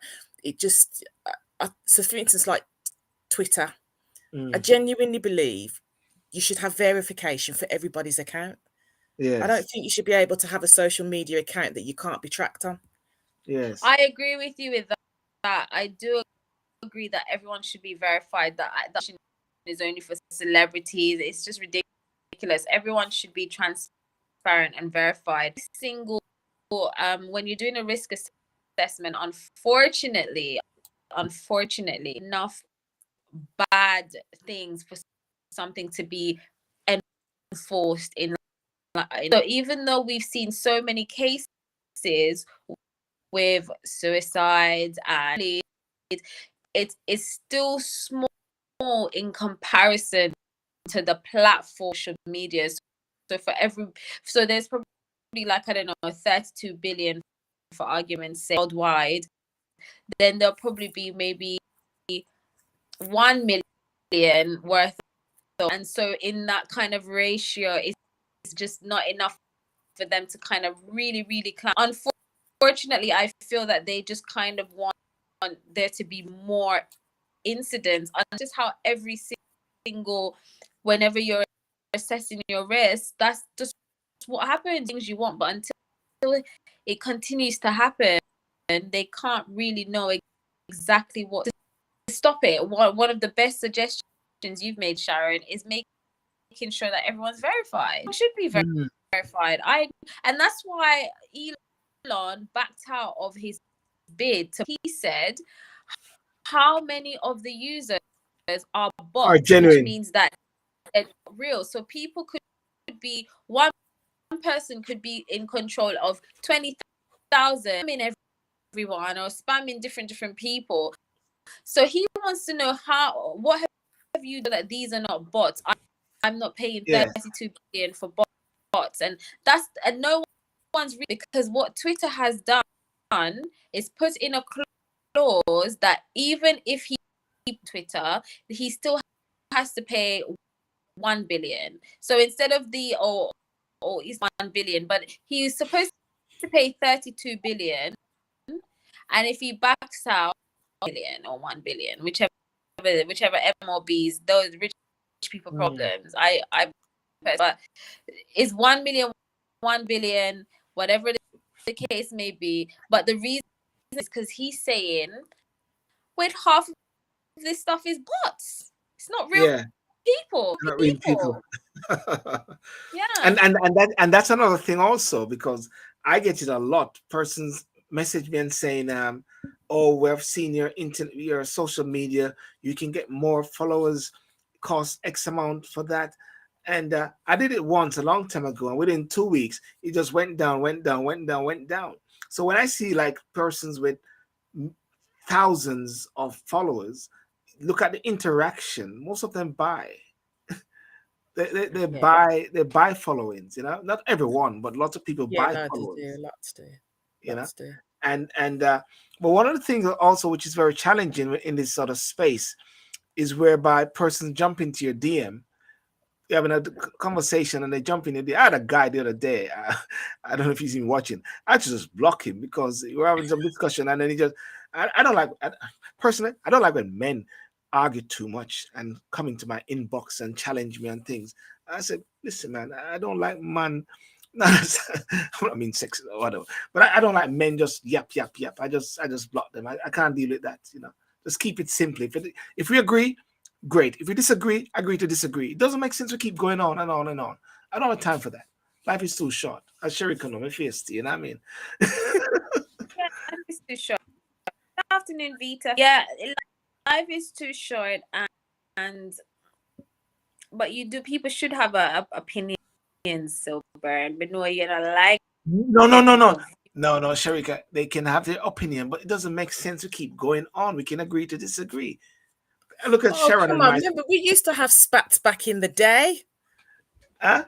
Me and you used to have our spats back in the day. Yeah, but that's a day. We're not the night. Sharon, both of us have survived Silver, which is why we're the spats and the disagreements and the not talk and survive. So we're honored to be on your platform, Silver, where you call the shots. This is how it turned out. Out of here. No, I think after a while you get bored. I think after a while you get bored and so like that. You know what I mean? Because sometimes some conversations, it's just not necessary. I don't know. That just mean I'm with you. Well, you tired now as well? Sure. No, but it's true. Some of them are just not necessary. But I mean, when I think about, the reason why I asked the question about this, the responsibility of the social media platforms. Okay, so I know, like, I'm a politician, so then depending on what it is I'm talking about, there's times when I get trolled incredibly, and then you block. And it's not so bad on here, but like Twitter. So you block someone because they've got so many fake accounts. They're still following you. They still screenshot your comments and they're still talking about you and cropping your pictures. So it's all of that stuff. I don't think that there's enough. They need to. I think they need to do more. I saw somebody message me and said, "Silburn, go onto this page and see what's happening." I realized the guy them cut. The screenshot a comment I have and having a big discussion about me, conservative guy. I tell her, and I look at it and said, and then I saw one person on the street one time and they're trying to say hi to me, and I said, Virgin, I blocked you on social media. You're blocked. So you want to come chat to me on the road? I'm gonna say all those other things. You know what I mean? Anil, what's up, man? What's your social media influence? Are you an influencer? I'm not an influencer. Jamaican. Oh, he's having a. Are you in Jamaica? No, he's having a cutout as well. Oh, you can't hear me. Because this cutout business irritate me. So, Sure, can you hear me? We can hear. Maybe it's because sometimes. Yeah. Anil? No, I'm much place. You know. Yeah, where are you? Sorry. Undisclosed location. Undisclosed location. You don't want us to jump in your inbox. He says undisclosed location. He's working from home. Anil, we have a challenge with your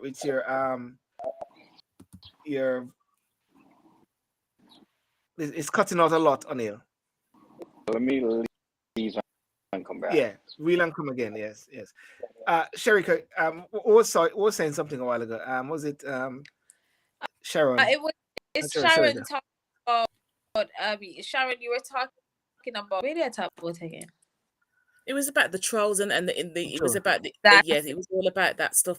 Because I've seen some real, I mean, a case of somewhat of a well-known woman in Birmingham actually, and some woman in another city who she'd never met, had no connection with her, started to then harass her, started to say that her husband was having affairs and it wasn't true, started to talk about her children, grandchildren, talked about how she was going to kill them. She told her where she lived, had people living in fear, in genuinely living in fear. And it took, because she was so fixated, not fixated, but because she was so wanted to get justice, it took nearly 2 years for her to get a conviction, for this woman to stop harassing her and her family. Yeah. And Twitter was not, the difficulty was because Twitter wasn't being upfront and sharing information about who this person was. So I think I do think that they need to do more. Well, Twitter is clearly risking 32 billion by not sharing information. This is just something that they just carry on how they want to carry on. But I know what it's like trolled. Can you believe that I was trolled? I remember this guy who wrote a massive paragraph under one of my things to say thing about me. He told me my age. He told me my marital status. He told me my, Was it complicated? Was it complicated? Marital status? The fact that he knew or thought he knew and was close to the truth, to be honest. Wow. And this was a man. This was a guy. I was shocked. I was shocked. So I know it's put you in fear. Let me just take a second. Anil? Now? Yeah, you keep talking. How are you? Good. Keep talking, Anil. You guys haven't. You're just watching. Well, if you're watching, you might as well put your picture on then, so we can see you instead of seeing black space. Because it's again in some Caribbean country, in an undisclosed spot. we were actually having conversations about this young lady who was missing in Jamaica named Donna-Lee, and the conversation moved towards influencers, social media influencers. Because a lot of people started to say, "Who is a social media influencer?" So that is where the conversation have. I'm with Sharon Thompson. She's a counselor in Birmingham. She came on just for 10 minutes 2 hours ago just to talk about the Commonwealth, the Commonwealth Games. But she got in the talking sip, and because of a rum bar, she's having Jerry and nephew, Uncle Jerry and nephew. So she can't leave. Go. And Sherika, that. Sorry, Sherika is having some White Daniels. I don't know what it is here. White Daniels. That is White Daniel. You mean that's like we're a nephew?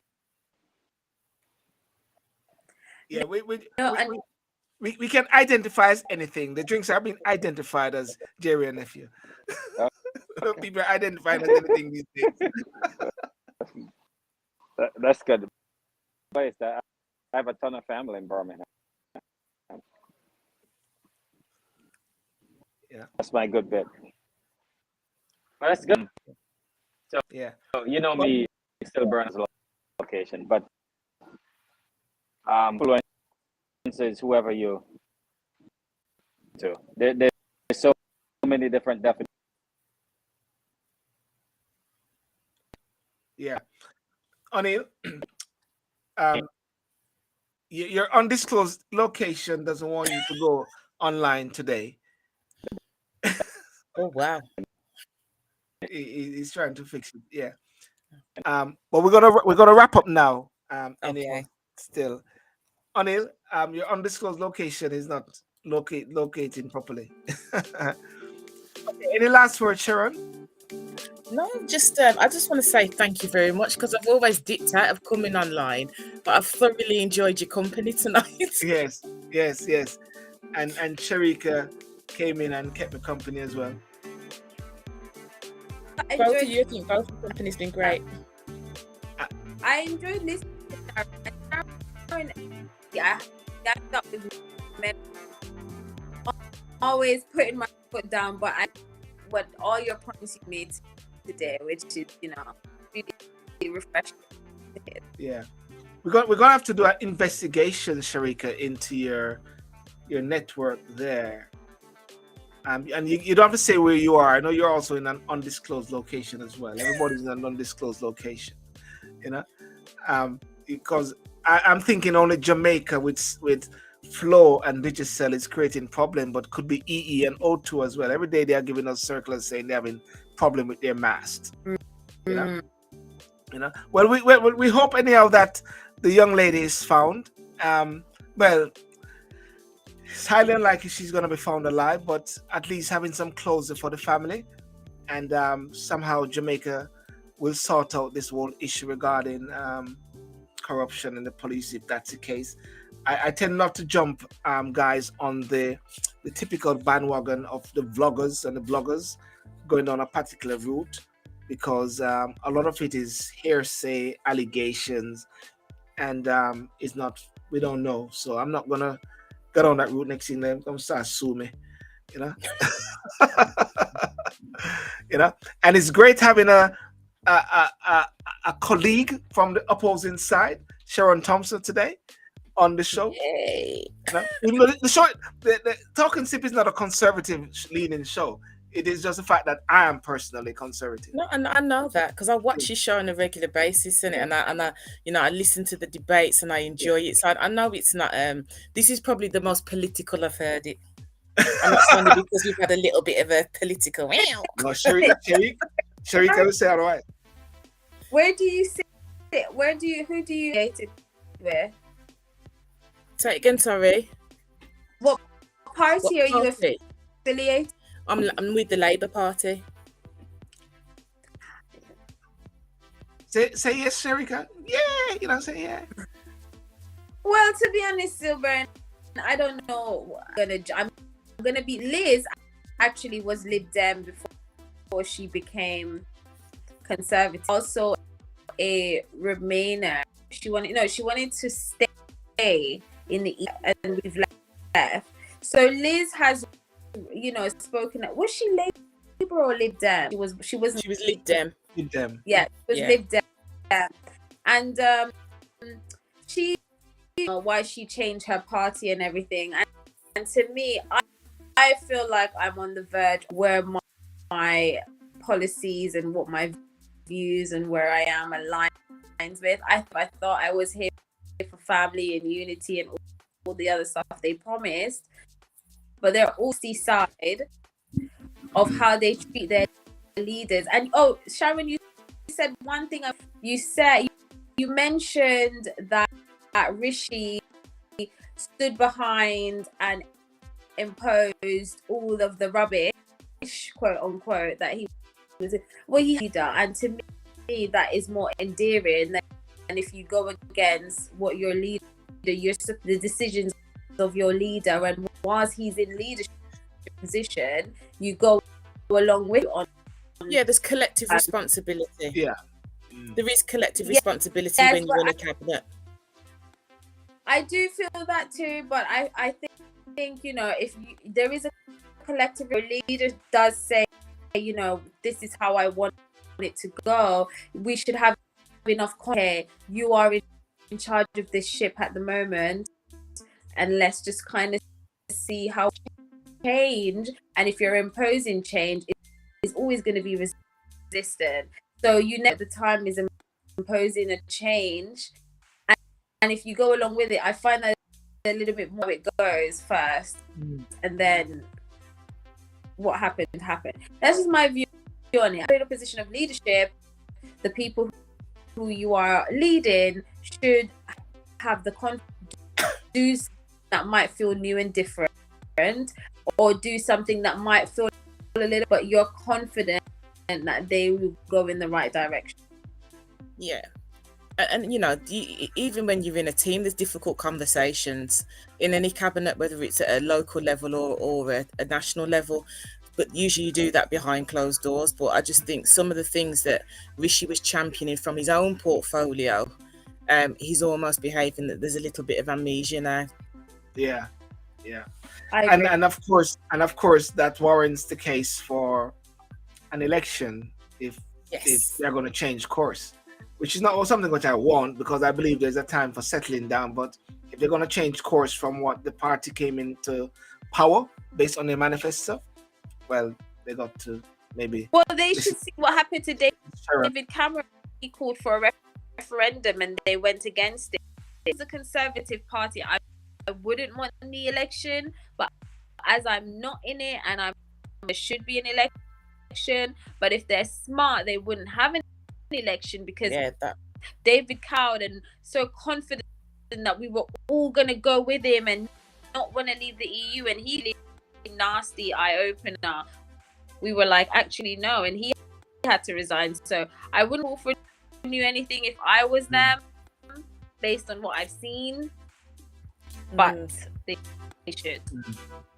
Okay, guys. Sorry. Great. 12 o'clock, midnight. I didn't want you guys to go over in the morning. Go on in your bed.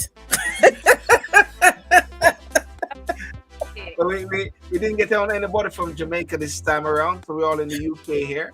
You know what I mean? Birmingham, London, and an undisclosed location from Sharika, wherever that is. You know, somewhere in the motherland. I don't know why they call England motherland, but that's another case. We'll talk about that another time. And I can never work out that one there, you know? Africa is the motherland. All right? Absolutely. Yeah. Sharon, listen, we're going to come again and we have lots of discussions to talk about. So, yes, absolutely. It was great speaking with you both. Pleasure is mine. And take care. Take care, Sharon. Okay. Good. And ladies and gentlemen, that was Sharon Thompson. She's a councillor from Birmingham, North Eggboston. She came on and she spoke about the Commonwealth Games and gave us an update as to how it's going on. Unfortunately, I wasn't there, but I was. I had the privilege of. Somebody said, I'm not going to tell a lie. I was going to tell a lie to say that I was there. And I met Perry, but no, I wasn't there. I didn't meet Perry, but there's Perry. Perry is supposed to be the mascot there. Here is a great guy. Let's hope he's not like the Sesame Street mascots who avoid the black children. I don't know if you guys have been seeing that. I think Perry is a bit more inclusive, isn't it, Sharika? Sharika, yeah. What's up? Any last word? Yeah, sad. It's been a really good show. Thank you, show panel. That's always good news. Yes. And I've enjoyed it. And if guys, if something that is not accurate, do fact check me. I'm never, ever, ever opposed to being fact. So thank you, Silbern, for having me on. Peace out. Sharika, have a good night. Bye. You gotta drink water so you can go to bed fast. Yes. Good night, guys. Bye. Bye. Okay, well, ladies and gentlemen, thank you so much for joining. Those on Instagram, those on Facebook. Simone, hey, great. Vita, I just missed that one there. Logging got it. It's late now. Bedtime. Next time, Scotty, boom, D Samuels, all the best guys, and those on Instagram. Thank you for coming, Jody, O'Neill. As a matter of fact, let me see if I can jump over Instagram briefly there. If you guys are there, O'Neill, and let's see what happens there, because maybe 10 minutes or so. Let's go over there, and do I have time? Yeah, we can do that if anything. So, Jody, if you're there, yeah. We hope that somehow that there can be some resolution or some finality in the case of the missing Donna-Lee Donaldson. Very sad case indeed. Very sad case indeed. Let's hope that there can be some resolution, I hope. And with all this corruption, need to stop that foolishness. Congratulations again to the Jamaican team, Sharika, Shellyan, and Elaine, all the team, all the best. And peace out. God bless you. Next time around.